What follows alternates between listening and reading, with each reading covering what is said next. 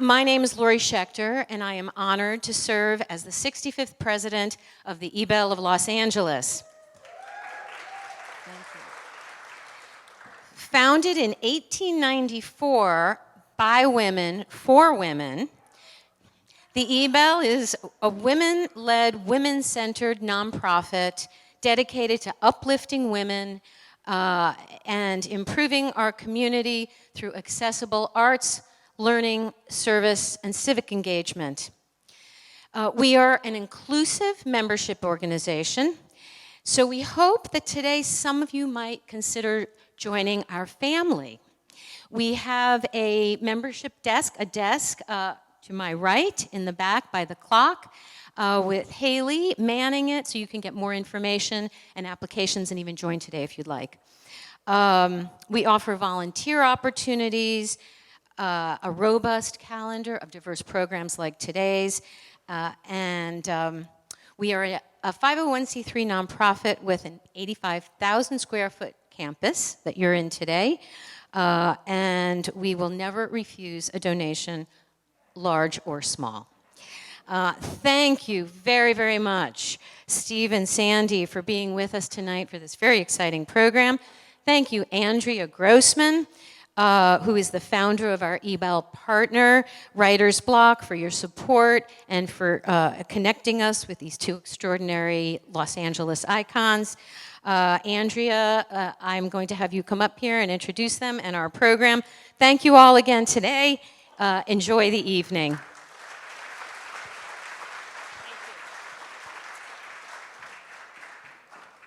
Thanks so much. I, too, am a member of the eBell, and Writer's Block also willingly accepts contributions now that we're pitching. But anyway, thank you. Whoa, I have to move this a little bit so I don't trip.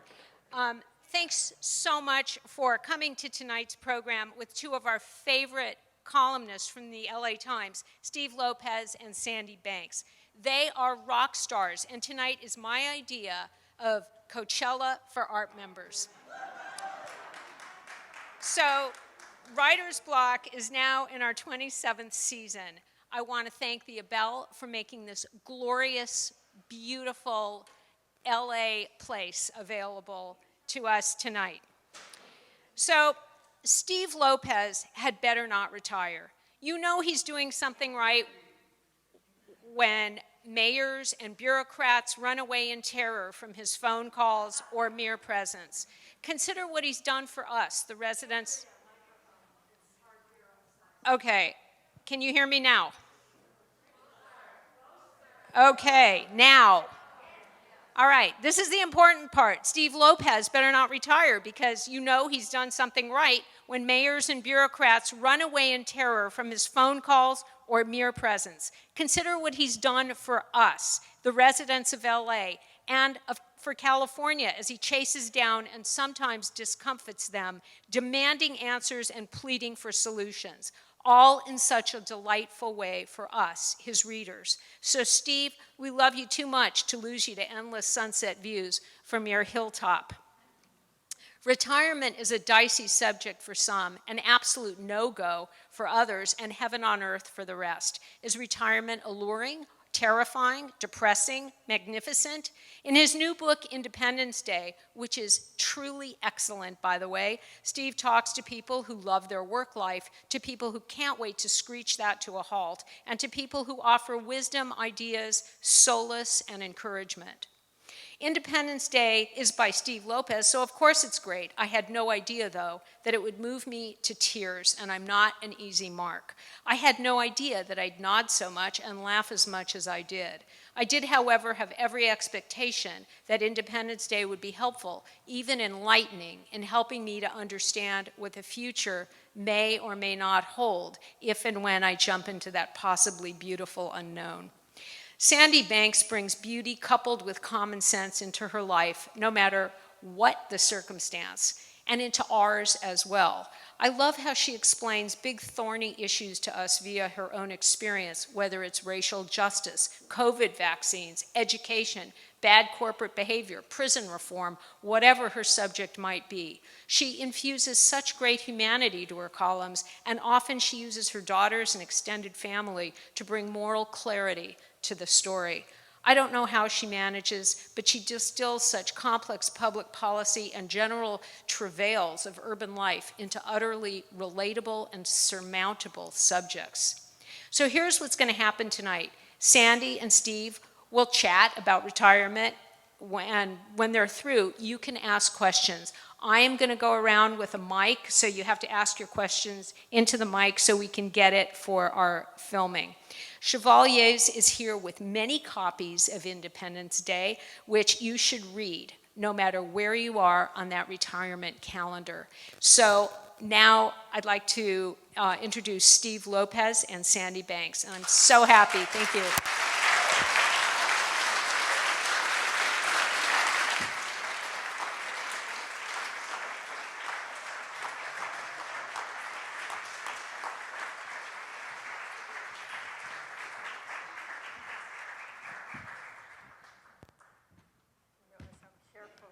We mount these steps very carefully here.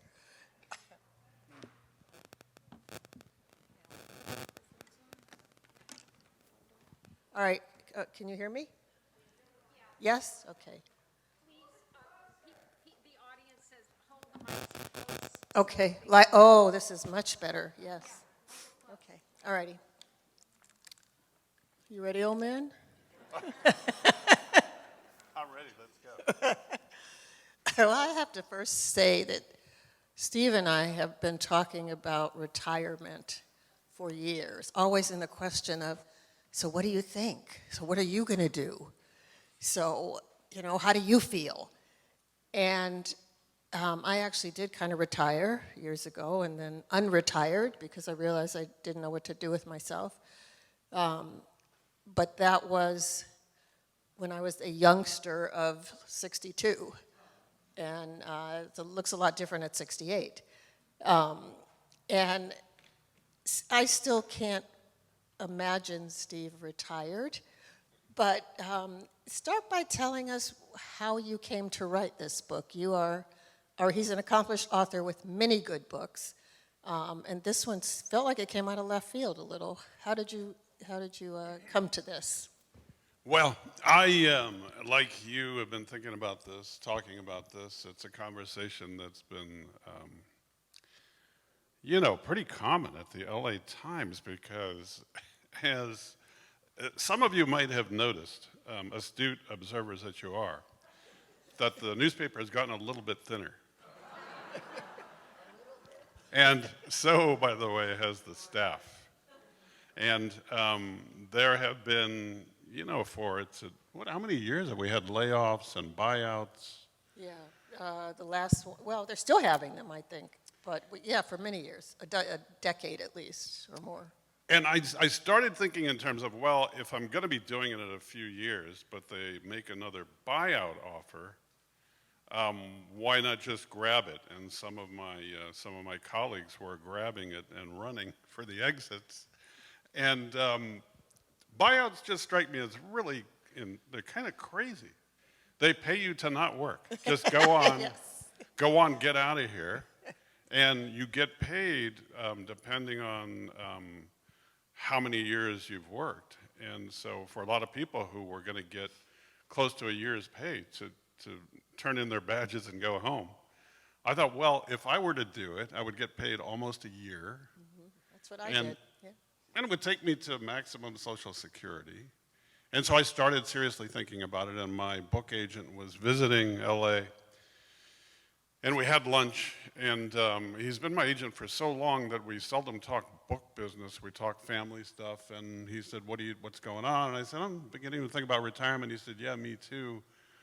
What's the, go ahead and do it. What are you waiting for? And I said, I love what I do. I feel really, really lucky. And I'm not so sure that I could ever find the fulfillment that I get from writing the column. And on the other hand, I have some health issues. I'm on my parents' health care calendar. Oh.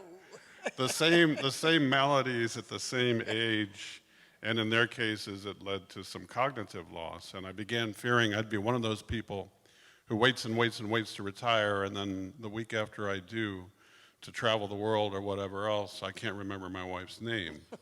And I just wasn't sure what to do, and my agent, David, suggested, why don't you do what you do, spend a year, give yourself a deadline, interview people about retiring, whether they're happily retired, miserably retired, can't wait, wish they hadn't. So that's how the book came about. And I have to say, when I got a copy of the book, I said, okay, this will be some leisurely reading at some point. Maybe I'll pick up some tips. But I started reading it the night I got it, and I read into the night and finished it the next morning, because there was so much in there, and everybody had a different perspective. I mean, he talked to people who, I'm never going to retire, I'm 109, I'm still working, and people who can't wait to retire, and people who study retirement for a living.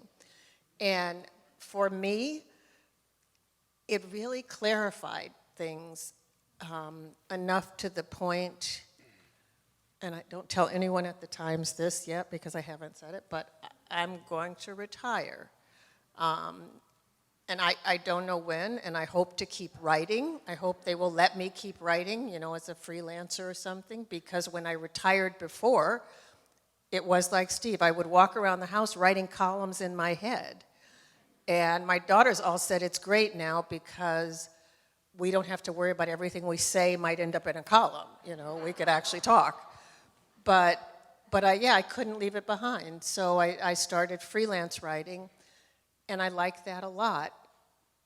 But the question is also financial. It's a health question, it's a leisure question, it's a character question, and it's a financial question. And I just kept thinking, you know, I'm a single mom, 3 kids, I want to leave them something.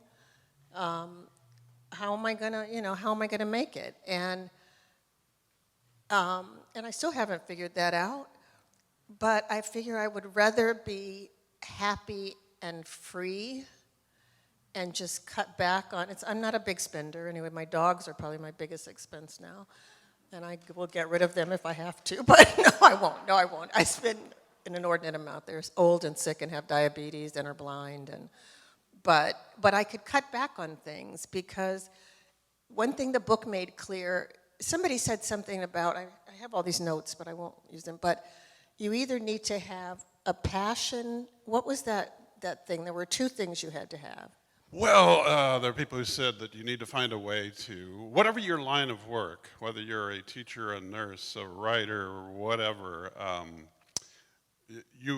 people are waiting for you to show up and do your job. You matter to somebody. And in retirement, you need to find a way to matter, even if it's walking the dog, taking care of the grandchildren, volunteering at a charity.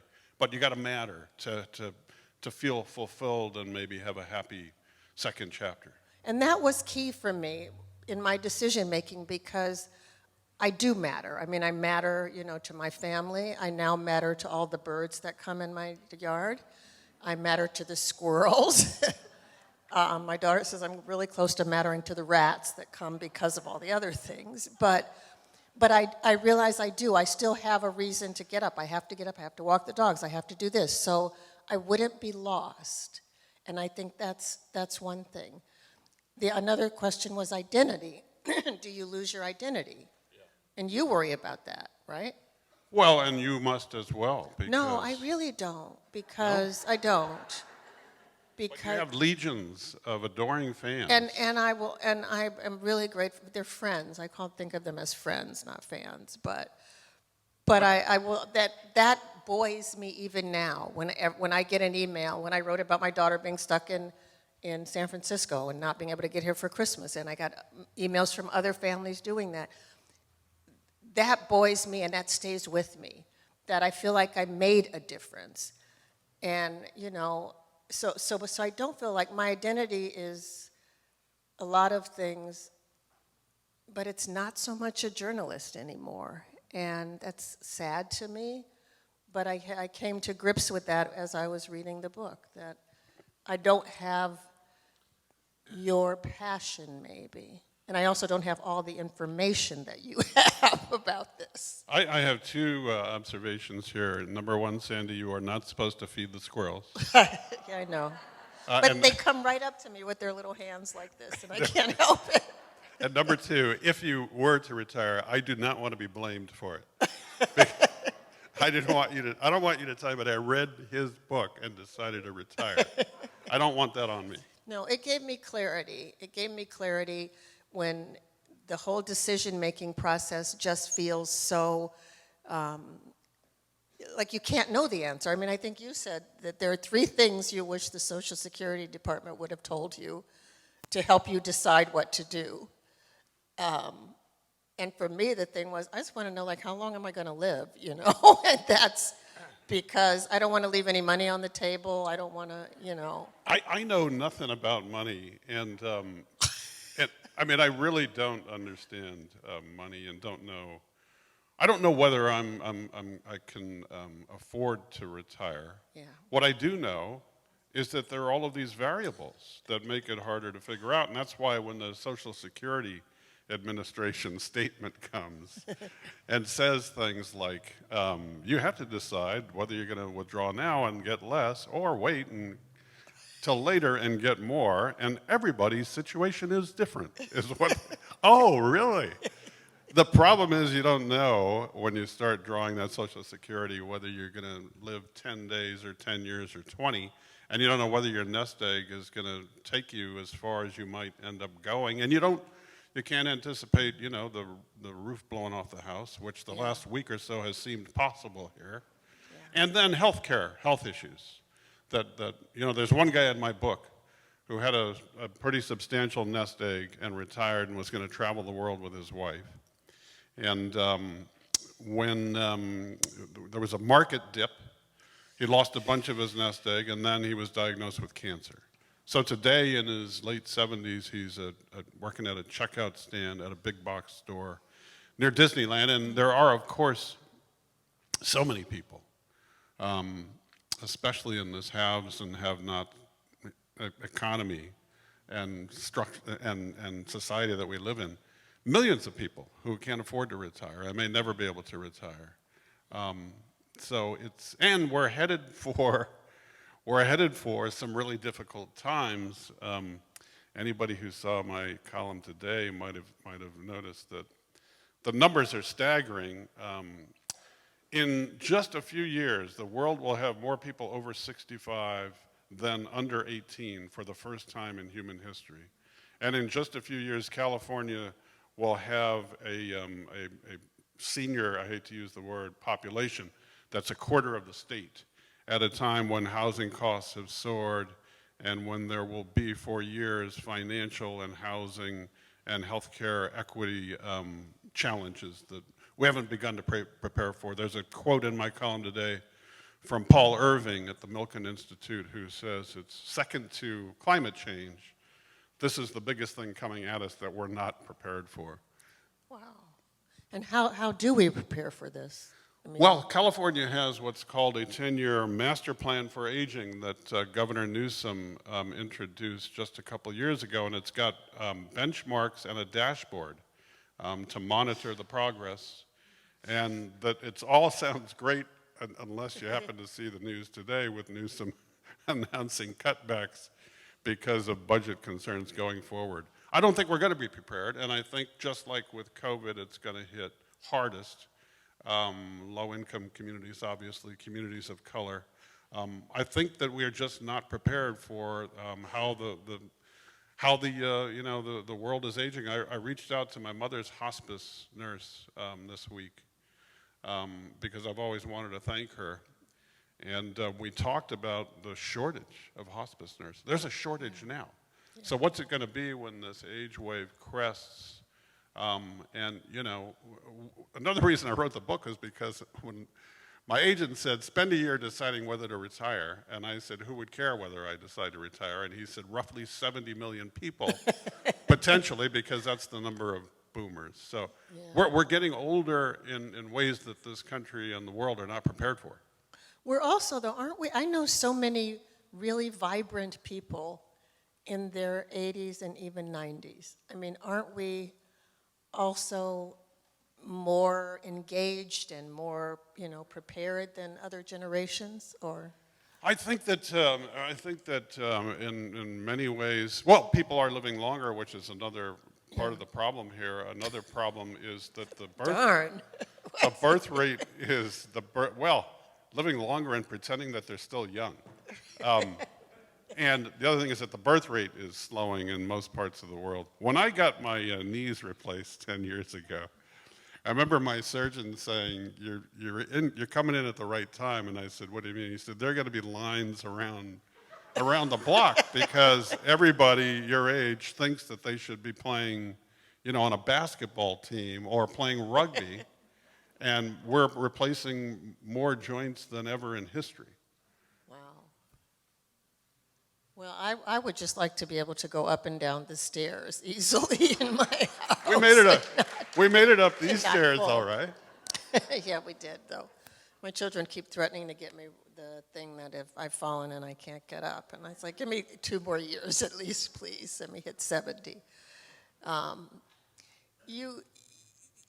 think one thing that makes it hard to figure out retirement is that retirement looks different for everybody. And, I am, like you, a working class kid growing up. And when I look at my cousins and all who've retired, they either did it so they could travel, they've saved and saved so they could travel, or they sit around watching TV all day and then ultimately go back to their jobs. What are the other alternatives between those two extremes? The alternatives between you travel the world and you do all your bucket listing wonderful things because you can afford that, or you watch Fox News and then you go, then it sends you back to work, I'm thinking of a guy in my book. His name is Peter. He lives in Orange County, and he was in law enforcement and retired without a clear plan, but he was not enjoying work anymore, and he objects to people suggesting that he's retired. And I said, "Well, are you earning an income?" "No." He said, "But I don't use the R word." He said that he gets up and he makes a list of things to do, and he takes care of a brother who has some mental health issues and needs help. He shops, he cooks dinner, he takes care of the household budget. He gets up before the sun and has a run along the ocean. And he said, "I'm very busy, I'm very fulfilled, and I'm thinking," he said, of going either to flight attendant school because I love to travel, Jeez. or to become a law clerk because when I was in law enforcement, I met so many attorneys I admired." And he said, "I'm looking at this phase of my life not as retired, but what did Serena Williams say? I'm not retiring, I'm evolving." When she left tennis. And I think a lot of people do that. I remember another woman in my book from Leisure World in Seal Beach. I have a bunch of pen pals now at Leisure World. When I started the book, I wrote a guest column for them in their Leisure World newspaper. I think it's called The Golden Rain, which I don't think is a good name for it. And I said, "I may be your neighbor. What advice do you have for me?" And all of these people started emailing me. And there's one woman in my book who said that she always loved hiking, but when she worked, didn't have time to hike as much as she wants. And now she's got a women's hiking club. And she said she loved the symphony, and now she's a docent. And she loved going to the San Juan Capistrano mission, and now she's a tour guide. And she said, "I've never been busier or more fulfilled, and I'm loving this." So I think people find all kinds of ways to be fulfilled. And I think that the words the words that resonate the most for me from the book, it was an interview I had with Father Greg Boyle, who is exactly my age. Tom LaBonge was exactly my age, and his death was in the middle of me trying to figure out what to do. And Randall Graham, the owner of Bonnie Doon Wines, is my age, and I interviewed all of them. But what Father Greg said was, he was surprised, first of all, that I might be considering retiring. He said he was never going to. Jesuits retire in the graveyard, he told me. And he said, but you have work that gives you, you know, that pleases you and that maybe makes a difference in the lives of some. And he said, whether you work or leave work, go where life is and do what replenishes you. And so I think that's so key. You can't just quit work without some kind of a plan. Now, plans do go awry, but I think some kind of a plan that you might find fulfillment doing X, Y, or Z. Yeah, I find fulfillment laying in bed in the morning and not having to get up and answer to anyone. There was a section in the book, and I know I marked it somewhere, where you had an expert who described the 6 different kinds of retirees or retirements. Do you remember that, or I can find it in here? Her name is Nancy Schlossberg. Yes. She lives in Sarasota, Florida. I don't remember the 6. I know which of the 6, though, she said that I was. Okay. One of her 6 is you're going to be a continuer in retirement, meaning you'll take whatever skills you took from your career and use them maybe in a different way. Like if you're a journalist, then maybe you mentor young writers, or I don't know, you serve on the board of some kind of a nonprofit that does, that grooms young journalists. Nancy also said a couple of things that she was the one who told me that be prepared for your life changing in dramatic ways when you do retire. It's a huge transition and everything will change, including your relationship with your colleagues, which will be former colleagues. In my line of work, my relationship to the world, and she said even your spouse, your relationship will change. And because you're going to have more time to be with your spouse. And I didn't quite understand that until during the pandemic.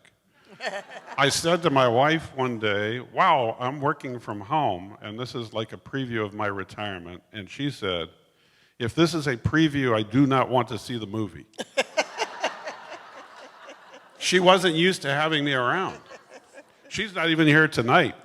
I mean, we've had enough of each other now. No, she wasn't feeling well, or she would be here. But yeah, Nancy, and while I was talking to Nancy, so Nancy, by the way, is 95, I think. When she retired as a professor at the University of Maryland, she and her husband moved to Sarasota, where they'd always vacationed. And they get there, and she loses her husband. She has no social network, and she hadn't prepared for this big transition. And, she was kind of lost. And she said, I never thought, she said, plans go awry. You need to plan your retirement out, but recognize that they go awry. She said, I never thought I would have met another guy and fallen in love after I lost my husband. That lasted 5 years, and he died. And while she's telling me this, there's a beep, the phone, there's a call that she's getting, and she says, hold on, I have to grab this. It's my boyfriend. So I think, the next phase is just roll with it, embrace it, take an adventure each day, find something that, what did Father Greg say? That Replenishes. There you go. Yeah, here's what she said, because this was very comforting to me, because it made me realize there is no one way to retire, and even my lazy bones way is okay. So she says there are 6 general categories. The continuers, who take their existing skills and fit them somewhere else, and that's kind of what I did. The easy gliders, who proceed without a plan and take each day as it comes. That is also what I did. The adventurers, who make big changes and try completely new things, some of them daring. Not me, that may be your cop friend. The searchers, who reflect on the meaning of the lives they've lived as they contemplate what to do in their remaining years. The involved spectators, who remain committed to their career field but find different forms of engagement. See, that could be you. And the retreaters, who take a break, possibly permanently, from trying to figure out what to do. So there's a lot of room. Which are you? Oh, God, it depends on what day it is. I don't know. I think I may be a continuer, but I don't know yet. I don't, and I'm not retired yet. So, I mean, Okay, when you took a break, yes, and then you saw a story break in the news, and you knew that nobody could Yes. offer perspective like you. yes. Didn't you feel I wrote it. Yeah. that was your identity, that Yeah, was your yeah, purpose, right? yeah. Yeah. So maybe you're not going to be able to leave that so easily. I don't know. I think I can. I don't know. It's writing is very hard. If anybody that says it's not has low standards. It's very hard, and the pleasure of it is when you're done. Am I right? Or do you just enjoy the whole? I love the reporting. I love the meeting people. I love the stories.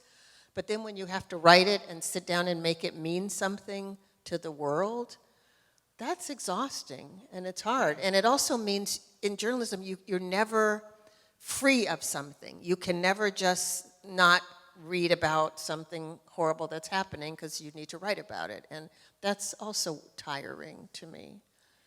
You know, This is not supposed to be a confession session, but it. that you're reminding me of something here, Sandy, and I've given that some thought. Another former colleague of ours is in the book. His name is Jim Ritchie. And Jim retired, I don't know, maybe 10 years ago. And when I went to see Randall Graham, I was writing about Randall as trying to create a climate change resistant grape. He's grafting, he's importing, he's doing all this grafting. And, you know, the trophy grapes in California are threatened by climate change. There might not be Napa Valley Cabernet Sauvignon in 20 or 30 years. It can't withstand this heat and the smoke taint and all of that. And so when I was interviewing Randall about this, we're sitting at a picnic table in his vineyard near Monterey County. And I was asking about retirement, and he said he was gonna die in the vineyard. And he said, so here you are interviewing me. We're sampling all of my wines. It's the middle of the day, and you're getting paid. Now, what in the hell are you going to do in retirement that's going to top this? And I mentioned this to Jim Ritchie. And you know what Jim Ritchie said? This was really wise, and it stopped me. Jim said, when you were there with Randall, you probably couldn't fully enjoy the experience in the moment because you were already writing the column in your head. Yes. And the experience became about you writing about it rather than living it.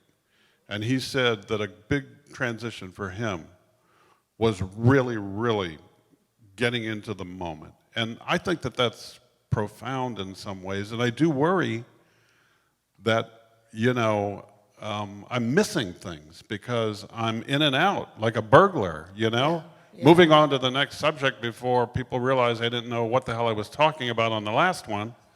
And I wonder if I can just settle with an experience. I've never done it because it's always been about framing the column in my head. Yeah, that's really true. That's true. And it's I think I know for me, probably for you too, I know for you because of Nathaniel.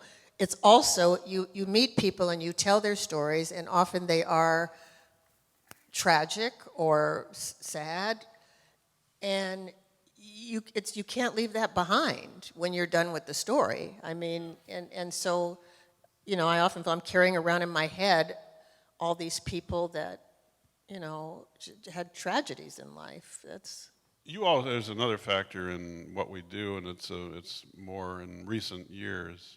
But you mentioned this to me the other day. You write something, you put your heart and soul into it, and you get some nice compliments online, or maybe you get a phone call. You also get savaged. Yeah.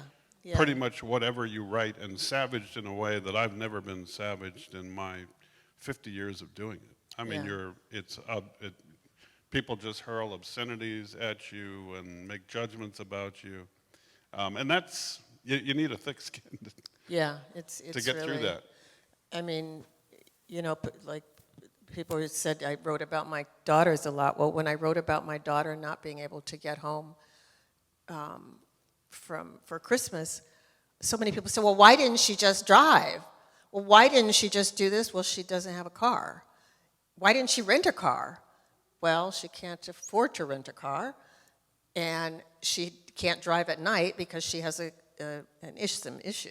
condition. But it's like, instead of saying, boy, Southwest really let people down, it was immediately, to jump on and yeah, it just felt cruel, and that's a big part of it now. And we're posting on Twitter, and we're doing all the things we can because our profession is, teetering and needs that kind of support, but it has a cost to the reporters and the institution. So yeah, that's another thing, that this is not the journalism that I started 40 years ago, where it just isn't. So that is hard. But I've never seen you walk away from one of those fights either. You can give as good as you get. So I think the best policy is to ignore it. I mean, there's some arguments that can't be won. Yeah. And you're only making them happy when they get your goat. That's what I've learned. Probably true. Yeah. I'm thinking of, in relation to your last question, another person in the book whose advice really made a big impression on me was Rabbi Naomi Levy. And when I asked her about retirement and what was in my head, she said to me that, she said, among other things, that when it's time, you will know. You will simply know. When it's time for you to retire, you will not be asking your rabbi if it's time to retire. You'll just know. And she also said that some people need structure. And she suspected that I was one of those people who needs structure. And I thought she might be right, because there are times, like say on a Saturday or a Sunday, when I don't have anything to write, I don't have a column in my head, although those are rare that you go a minute without, okay, what's the next column? Where I get really jittery. I'm pacing. My wife is getting, irritated with me. Why don't I go and do something? And I really wondered if I was no longer thinking about the next column, would I drive myself crazy? And the other good advice she said was, if you think you're going to retire to do this thing, whatever it is that you think you're going to be spending your time doing, and it's going to be your new passion, flying airplane, learning how to fly an airplane, learning how to knit, volunteering with some cause you believe in, it's good, if you can, to sample the dream first before you jump out of the plane and go on to that next thing. If you can take an extended vacation, if you can take a sabbatical, go and do the thing you think you really want to do and see if it's going to be fulfilling enough and the kind of thing that's going to give you this new sense of purpose, identity, and mattering. And I thought that was really good advice. That is good. I would love to hear, I see nodding heads and I see recognition. I don't know if we can do questions now or if there's a set time, but what do you think, Steve? I mean, I want to. You're the You're the boss. You're the boss. What do you want? Okay.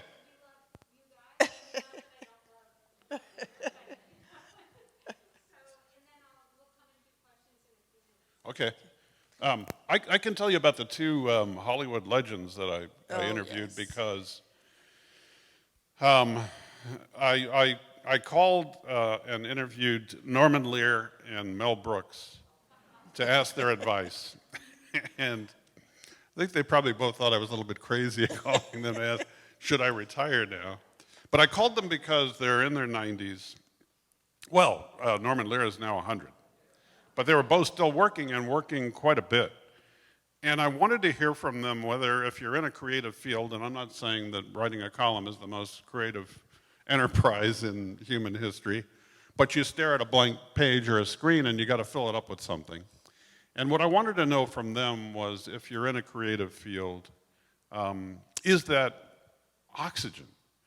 Is getting up and creating and answering that call, is that your oxygen? And if you leave it behind, do you suffocate? And if that's the case, is that why they're still working, is what I wanted to know. And they each had interesting bits of advice. And Norman Lear said, life is like swinging in a hammock between what's over and what's next. And he said, what he did yesterday doesn't matter to him.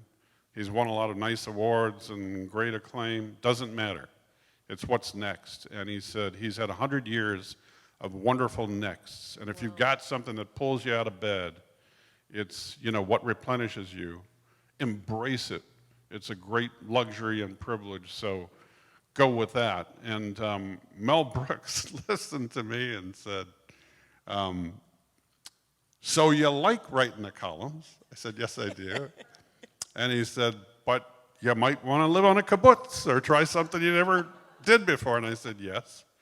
I said, I might want to live in Barcelona and study flamenco dancing and get fluent in Spanish and look for my relatives. And he said, so here's what you do. So Mel Brooks is my life coach now. I've got him on the payroll. Mel said, you go to your editors, the LA Times, you tell them, look, I love writing this column, thank you very much. I want to keep doing it, but not so much. And then you go and you play. You spend more time at recess. You got the best of both worlds. What's wrong with that? It's the hybrid plan. So that's what I ended up doing. I took the hybrid plan, and I owe it all to Mel Brooks.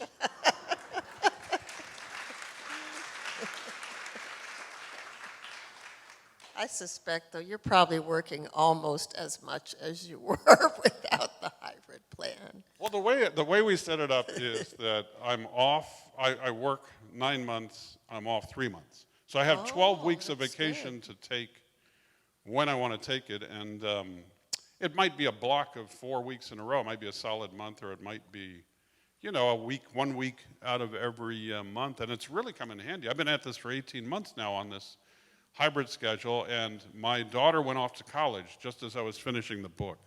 And that's another thing I was concerned about. If I left my job, that'd be one big void.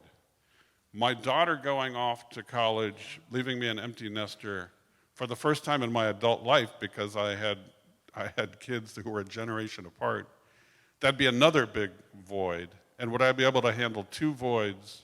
And in the middle of all of that, my wife saying, if this is a preview, I do not want to see the movie. So I really was concerned about, what to do when my daughter left. And it's one reason I took this Mel Brooks hybrid plan. And I'm enjoying it. I'm enjoying that I get to still do what I like to do, but have more time to play.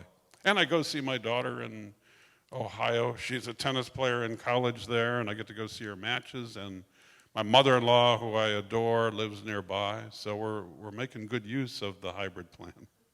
That's another good reason for me for retirement, to spend time with your family that you could not spend when they were around because you were working all the time.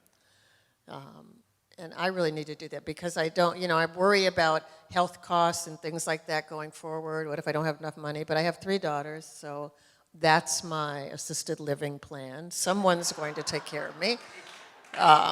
So I better be nice to them now. So that's another reason to, I worked a lot when they were growing up and missed a lot. And so now I want to make it up. Or at least I want to spend it with my grandchildren, even if not my children. But so. How are you liking being... having grandchildren? Oh, it's the best. It's the best. I mean, they adore me. And I have a 4-year-old girl with my middle daughter. She's a teacher, and my oldest daughter has a 2-year-old. And they live up in Oakland. And when they come down from Oakland, they stay for weeks. It feels like months sometimes, but it's weeks. But she calls me Baka, because she can't say grandma. And she always says, I want to stay at Baka's house. Go, Mommy, I want to stay at Baka's house. And the 4-year-old, too, said she just wants to stay here forever because, of course, we sit in bed and eat cookies. And, and just hang out. So it's really, it's a lot of fun. It's just, the biggest challenge is not correcting my children on how they are raising them. So that's the problem. But they'll be all right because they have Baka. So, but yeah, it's. I mean, I'm kind of retired now, but I don't know from day to day, is this the day I'm going to have to work, you know? Well, you say retired, but you're an editor right now. Yeah, in addition yeah. to writing, and among your crew is Erica Smith, right? Are you not Yes, her I have editor? two. Yeah, I have two. Yeah, so two that's not. reporters. What do you mean you're not working? Well, she's not. She's easy. She's another column, and it's hard. It's a columnist editing a columnist, and I keep saying, I think you should say, and then she says, get your own column if you want to do that. So.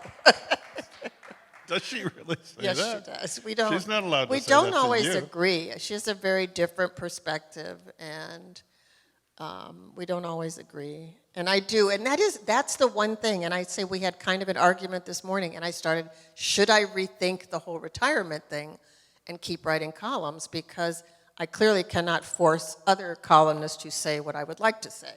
So that did give me pause. I've got a question for you. Okay. When I went walking the other day with, we have both had the same editor. Her name is Sue Yes. Horton.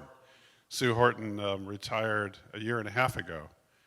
When she was my editor, she abandoned me to take the buyout money. She always claimed that she loved the LA Times so much, and I said, you love the LA Times and you're taking money to not work while we're having financial problems. How much love are you showing? So I was walking with Sue just yesterday and told her Sandy and I were doing this, and she said, tell Sandy she has to write her memoir. So tell us, And that is my plan. when can we read Well, the memoir? When are you going to write it? I was going to start writing it in 2016, but things got in the way. And I have been I have boxes and boxes of notes of stories I want to tell, but the actual putting it together is very hard. So I'm going to write that's my plan, though. If I am retired and if I am only borderline financially solvent, that will push me to do the book. So there will be a memoir, and as long as I don't lose my faculties. You're a continuer. Hey, Andrea, I have a question for you now. When her book is published, when Sandy's book is published, can we come back and I will interview her about her book. Sandy, it's a date, but you're not going to start in like 2026 because, you know. Oh, wait, 2016, that's what I said. I know, Did I say that? but like it's already 2023. I know, I'm going to start now. I am Okay, going to start. all I'm going right. to start going through those boxes and making piles. Yeah. That's the thing. You go through the boxes and you make piles. And then you hope nobody disturbs the piles, you know? Right. So I want that memoir Okay, what's my deadline? on my desk first thing in the morning. I love saying that. When should we go to some audience questions? I'm going to come around with the mic. So does anybody have any questions for Steve or for Sandy? Or any advice for us? There's Yeah, some well, answers. okay, Kathy, I'm coming to you.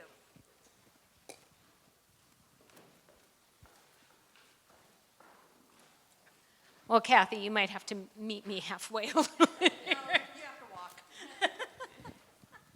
Hi, great to have a chance to talk with you guys. One of the things I'm wondering about is whether, Steve, in your conversations, you found anything particular to the boomers that were having troubles with these issues.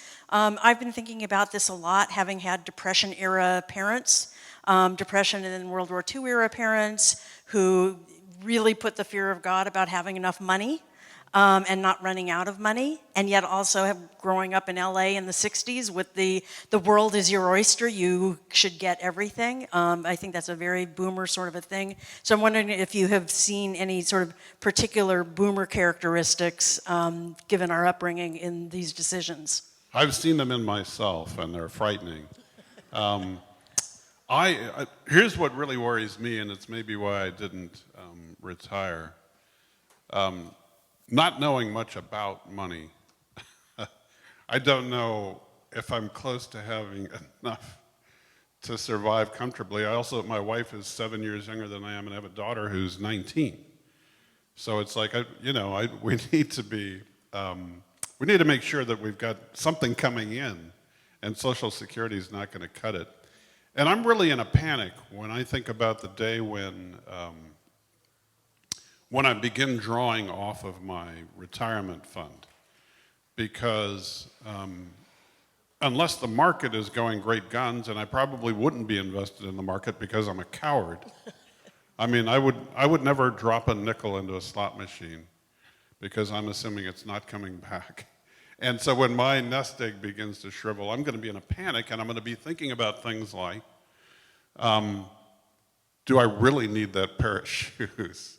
I know I have holes in the ones I'm wearing, but can I really afford to buy those shoes? I'm not going to be good at it, and I think it's partly my parents, you're right, my parents' Depression era, and it's that, I grew up very working class, and I have these insecurities. And maybe that is a boomer phenomenon, that we did get out into the world and make a little bit of money and buy things, but I don't think that's always going to be the case where I can comfortably buy that pair of shoes. And it worries me. And I just read a story today about how inflation had hit retirees on fixed incomes, an enormous blow to people on a fixed income. And so I don't know if I'll ever be able to completely retire because I'm too scared. I'm a coward.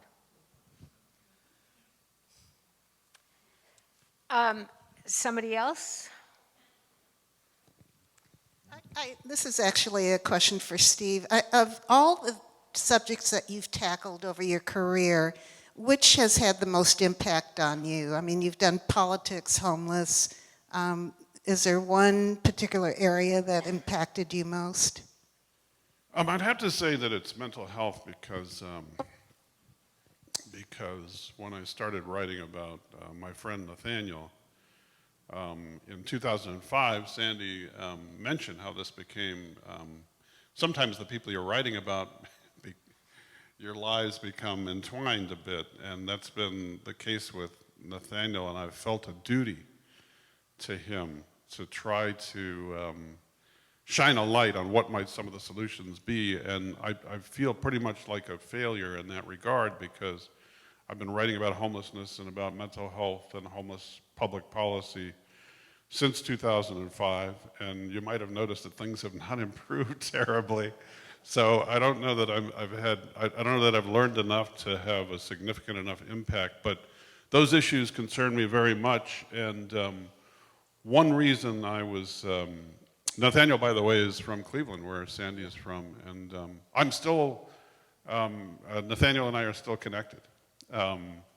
It's how many years later is it now? 2005 to now. He, as some of you may know, is a musician, and one of my dreams in retirement was to learn an instrument.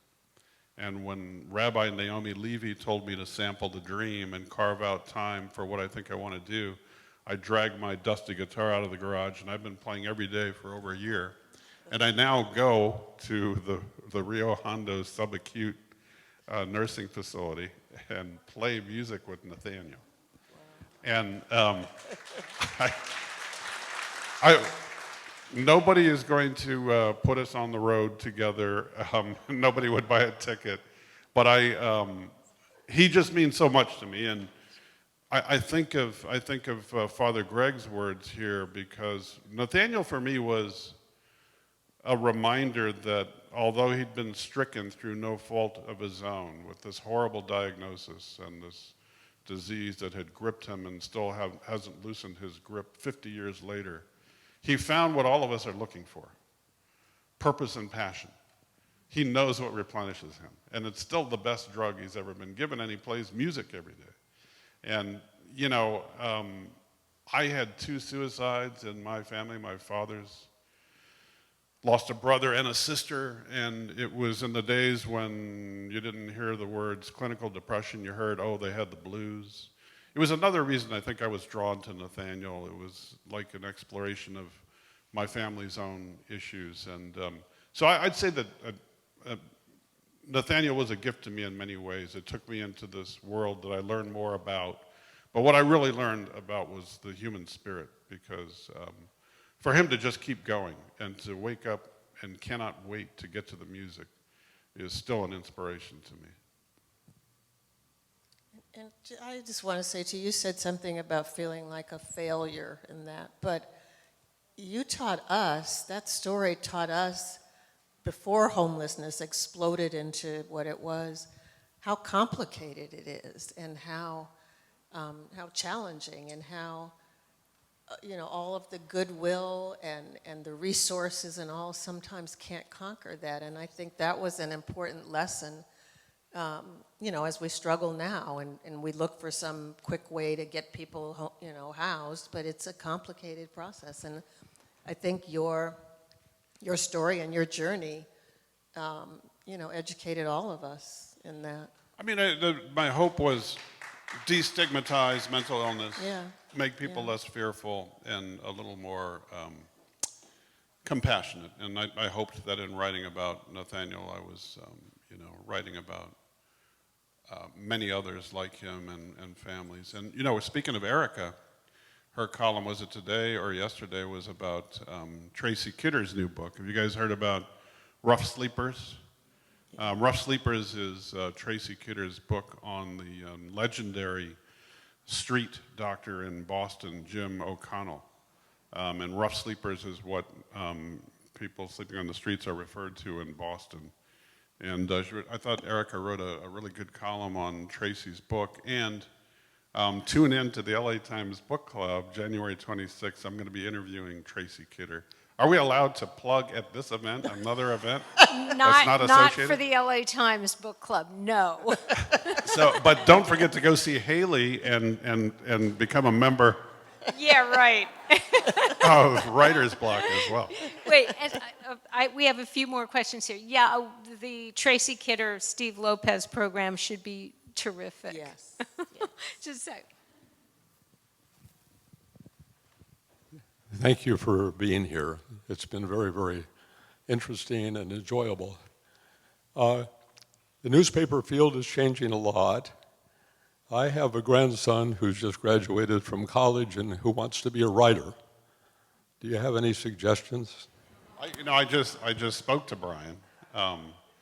That's your grandson next to you, right? Yeah, and I said that my advice is, although newspapers are kind of shriveling up, that the media landscape is changing constantly, and while there are fewer opportunities at newspapers, there are more opportunities other places. There's a million different ways to work, to write. I'm going to ask Sandy to jump in, but what I told him was, it helps to, if you're on a college campus, write stories for the newspaper, beg your way into internships, do whatever it can, open one door, and hope you can then, move through and blast open another door. But Sandy, what would your advice be? I agree that there are a lot more opportunities than there were when we started. But the central thing, writing is an art and it's a craft, but it has to be propelled by something, and that is to kind of hone your own curiosity and follow your interests. And I guess, like an editor told me once when I said I wanted to write a column, and they said, well, you have to have something to say, And so, to me, the joy of journalism is the discovery and being able to share those discoveries with people. So I would say, focus on that. Writing can evolve, and you get better, and you get smarter, and you figure out what you want to say. But work on the parts that come before the writing, and make sure that's something you love, because it's a passion thing. There's one more person in the audience that I wanted to mention. Somebody came up to me before we started. I think her name is Leonore. And Leonore, now this is why, and Sandy has had this happen to her, I'm sure, many times, but I just had one of those moments where it all seems worth it. And, you know, when I said, oh, I was a failure, and you said, no, you weren't a failure, because people understood it a little bit better. She came up to me before we got started and said that she read my stories on Skid Row and became interested. And would you mind standing up and telling us what? So you became involved and making donations and. Wait. No, nobody can hear you.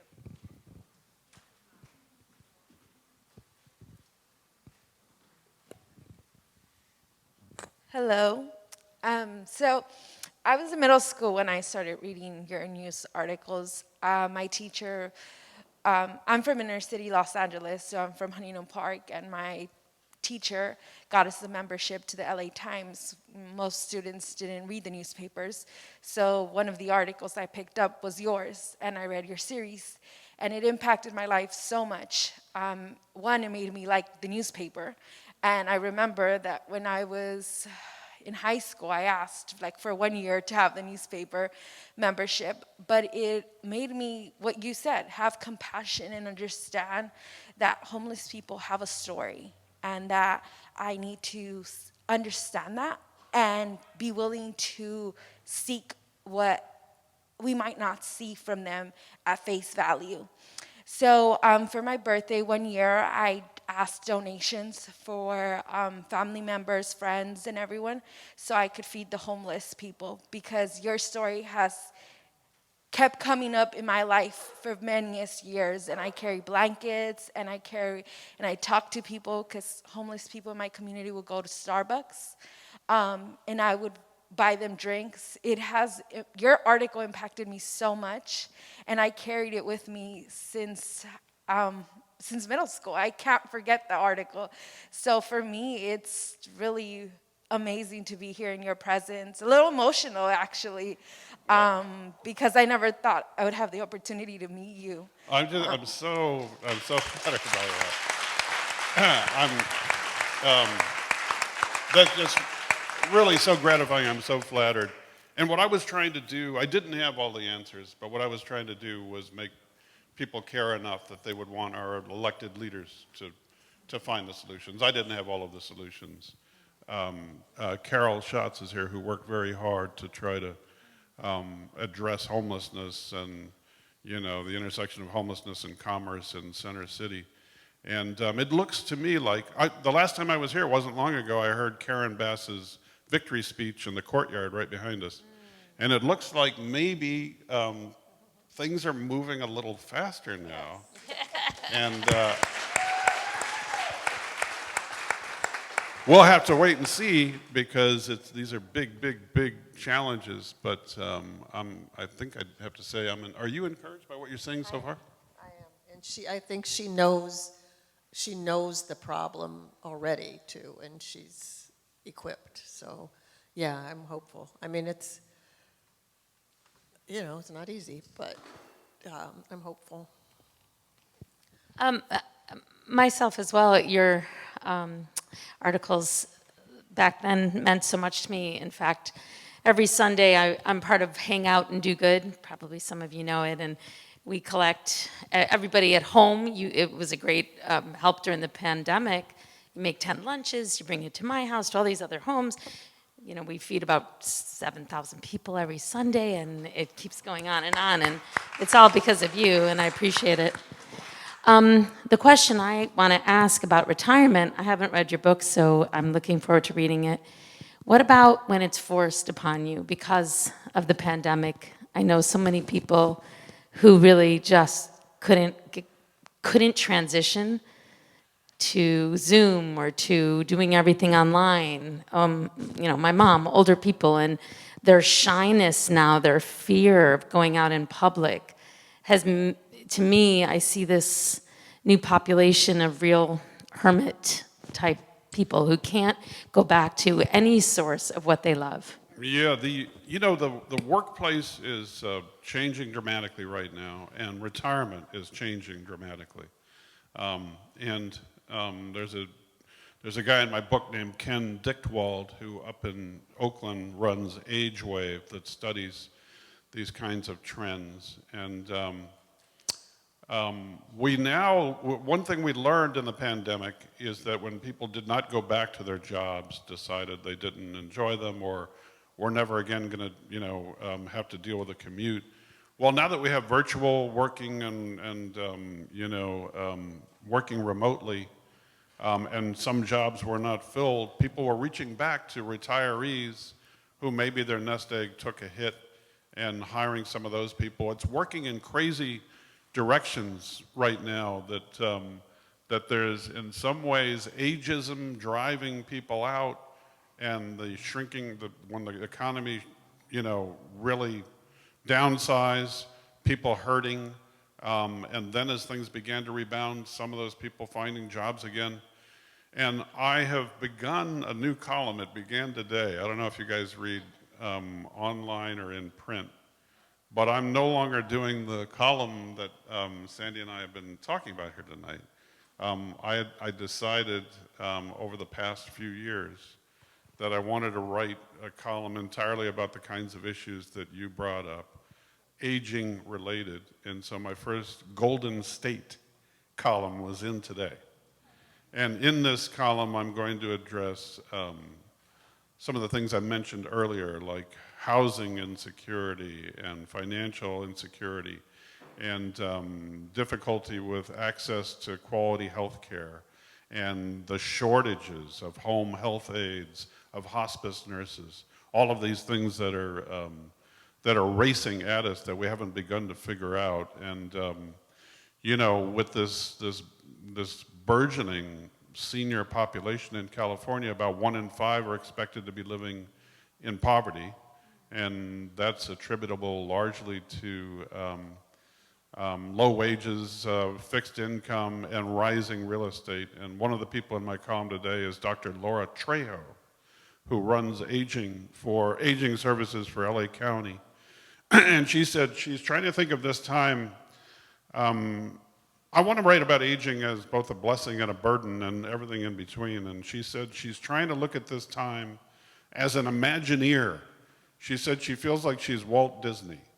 And she can create things that address these anticipated needs. And I said, like what? And she said, we have a housing affordability crisis and a bunch of elderly people living in isolation.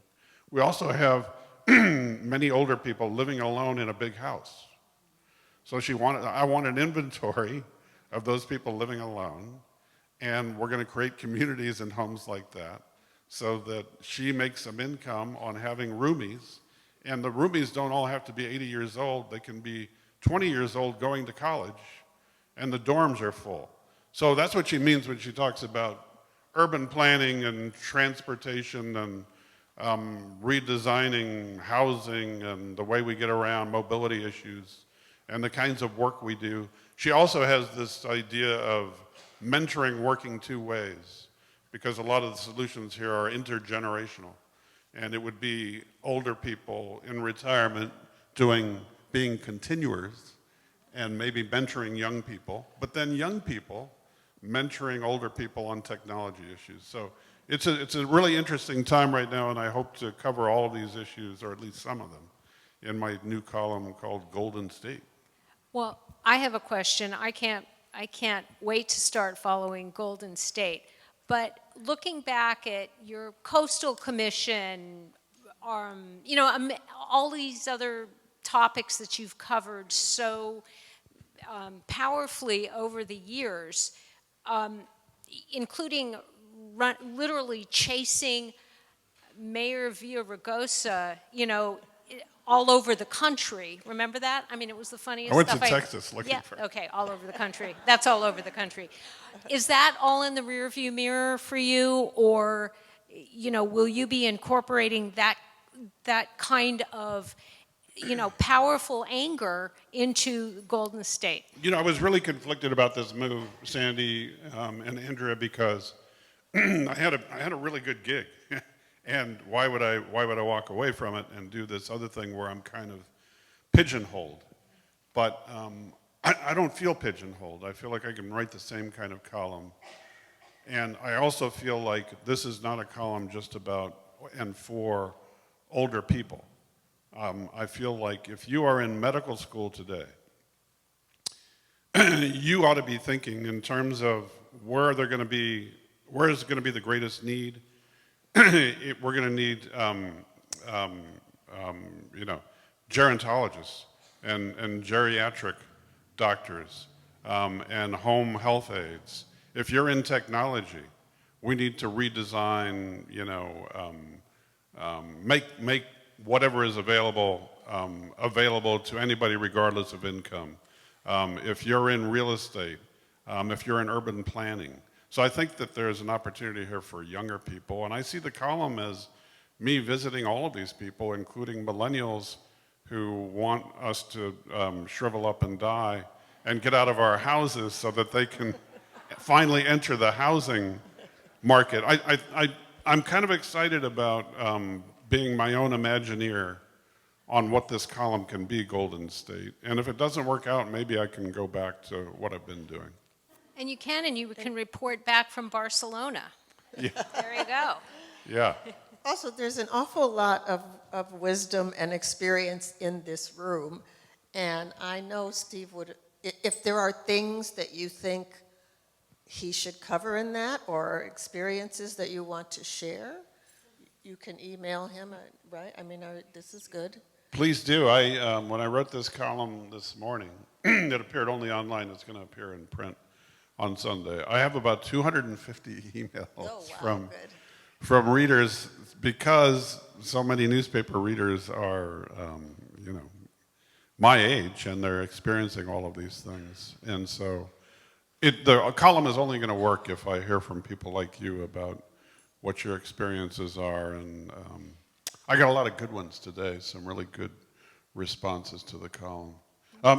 Sandy, have you found in your career that often some of the better ideas come directly from readers, and there are eyes and ears? Mostly, honestly, yeah. And yeah, I've always found that. I mean, we're not, people say, how do you find your ideas? Well, you kind of wander around and you see something. I mean, one of my best columns was a guy living under a bridge whose family had apparently been looking for him for 12 years, and we reunited them. But I would say most of my good ideas come from something somebody told me or somebody saw. So, yeah, there's no bad ideas. Okay. I wanted to say one other thing about writing a column at the LA Times. One of the things that, one reason it's really a good place to be a columnist is that you're surrounded by really good columnists, and you cannot. Yeah. I'd look at what has Sandy got, and it's like, oh my God, she made a brilliant point about this. I didn't even see the story. She saw it and made a brilliant point that I didn't even think of. But when you're on a roster of talented people like that, it keeps you on your toes. And I really want to thank Sandy and all of my colleagues I've gone to school on them throughout my career, just getting inspired by them and getting good ideas just from seeing the way their minds work. And that happened even more when we were all in our office. Our office has been closed because of COVID, but I really, really enjoyed that camaraderie and the inspiration that I got from watching just true pros like Sandy do their craft. It's an inspiration. Well, thank you. Same here. We were next door to each other, so it worked.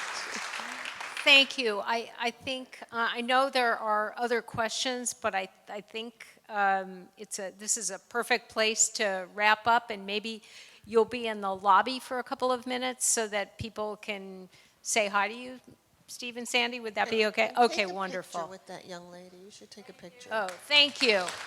And see you soon. Oh, thank you so much for coming. I really appreciate it. Thank you, Sandy. Thank you, Andrea. Thank Thank you for writing the book. Oh, wait, I forgot. Steve has, the book is outside in the foyer, and it's so great. You must